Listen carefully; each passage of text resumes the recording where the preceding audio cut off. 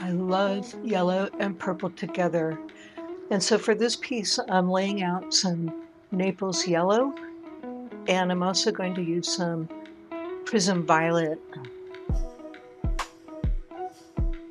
You could see that I got a little bit of the yellow on the other side of the Gelli plate, and I could clean that up, but decided not to do that. I like a messy organic look. And so similarly, the other thing you can do if you want a really clean line is you can lay down a piece of paper across the Gelli plate and get a nice sharp line. But I want that messier organic line. Got a quick lay down of the stencil, and now I'm putting down the Prism Violet paint. You'll notice I didn't clean my brayer in between either. And that's deliberate, again, to get that kind of grunge aesthetic that I really love in my work. And I'm going to pull that violet to about as close as I can get to the yellow. I'm trying to not go all the way into it, but if I do, don't much care. There's something a little strange going on here. I don't know if you can see that there's kind of these circular ovals on the violet side, and I don't know what caused them or where they came from. But that was a little bit unexpected, and it could be maybe from some oils on the Gelli plate. I have a piece of plastic packaging. I don't even know what it came from, but it just had a shape that I thought was interesting. And then I'm sprinkling some water on the plate, just using water from a paintbrush. And then jiggling it around a little bit to get the paint to run and make some interesting shapes on the plate. Just trying to build out some textures in this base layer.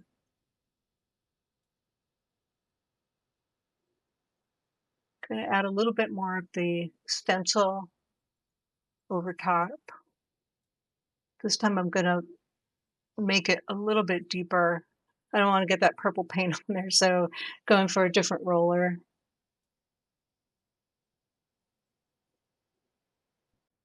Something else you can do is to take a wet paintbrush. You could use dry too if your paint on your plate is still wet.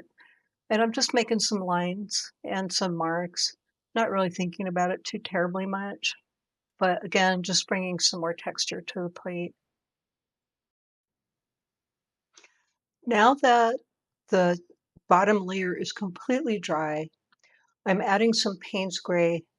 This might look like black, but the Payne's Gray is a little bit warmer and it has some transparency to it that I'm looking for. You really need to make sure that bottom layer is completely dry for two reasons. Number one, if it wasn't dry, I'd be smearing around the violet and yellow right now. And the second thing is when you go to make your pull, it is more likely to be pulling off pieces of your paper's surface if it's not completely dry.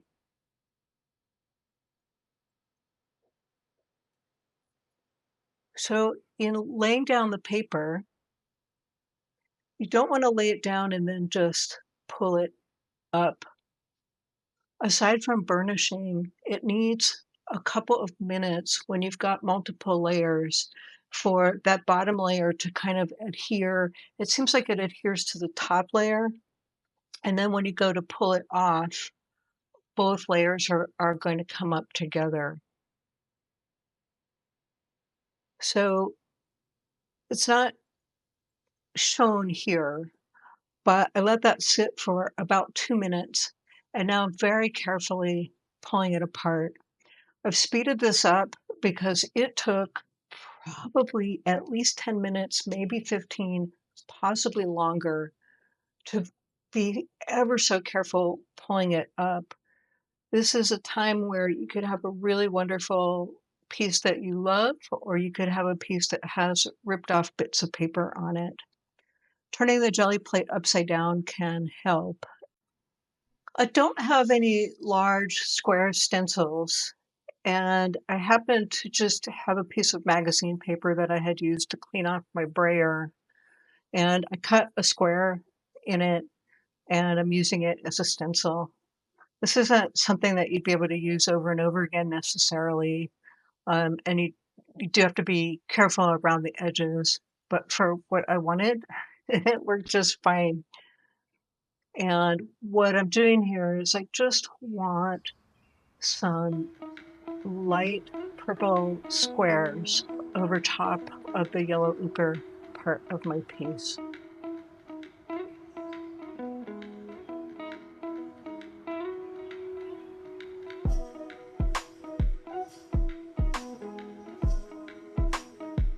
Obviously, I need to let that dry for a little bit before I put the second rectangle in there. I don't want the first rectangle smearing around.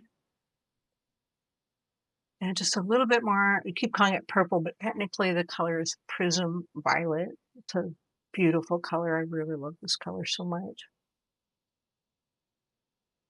So just getting those rectangles up into the edge.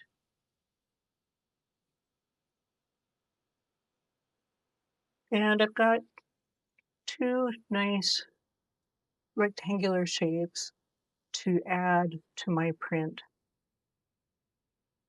Now, there's ways to get things exactly where you want them using registration, but I tend to like that more grunge organic look that we've been talking about, and so I'm not too fussed about where precisely that it goes on the page. I just want to get them transferred over. And again, since it dried a little bit, sometimes you need to wait a wee bit until it transfers before you do your final pull. And this didn't transfer all the way, but it gave me what I was looking for. When shapes show up in my work, like how these kind of ovals showed up, whether they're deliberate or accidental, sometimes I like to come in and emphasize the shape. Here, I'm using an acrylic paint marker and just kind of outlining some of the accidental shapes. But as I'm doing this, I'm not necessarily over the top about how that looks.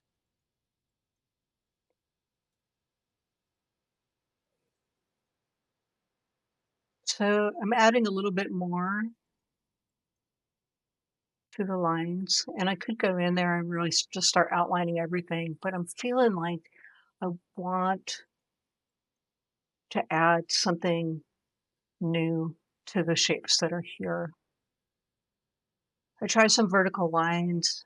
It's all right. Not sure if it's really moving things forward. Try a few more. Yeah, why not? It's okay, but not sure I want to keep adding vertical lines.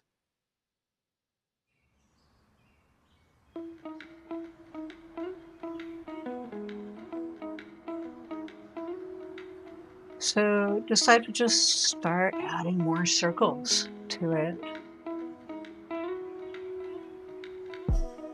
This is part of when I talk about how I speak to the art and the art speaks to me.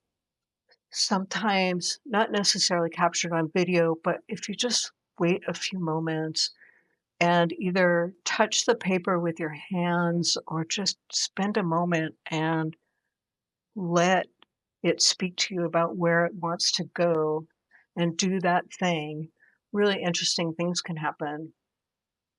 Sometimes you might end up doing something that you don't really care for, and I've certainly been there, but my best advice is to just keep going. So, like when I started just adding those lines here, I didn't love it, but I didn't try to do anything to make them go away. Just decided to keep going with it. And here I'm trying to figure out, like, do I want to pull this harsh line anywhere else? You can't necessarily tell on top of the purple, but it's a pretty thick, harsh line compared to all the scruffy stuff on the paper. I have the beginning of a focal point with this reddish purple squares, but I want to strengthen it and also add something that's dark to counterbalance the weight of the left-hand side. I found a photo of an evocative looking boy who has been doing some kind of hard labor in Bangladesh.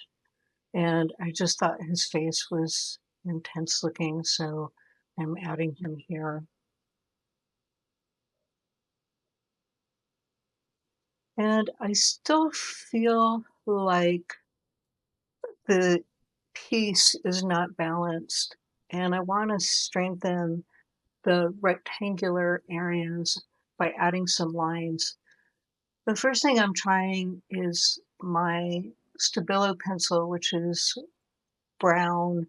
And the Stabilo, if you're not familiar, you can add water and it will fuzz out the lines and make it look really scruffy. I had thought about using that very solid black paint line, but I feel like it would be too heavy over here.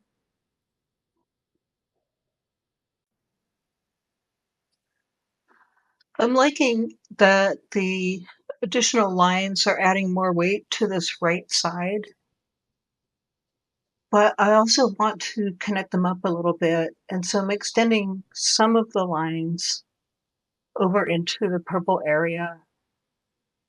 I've also emphasized the focal point by continuing to put more lines around that rectangle that has the face inside of it.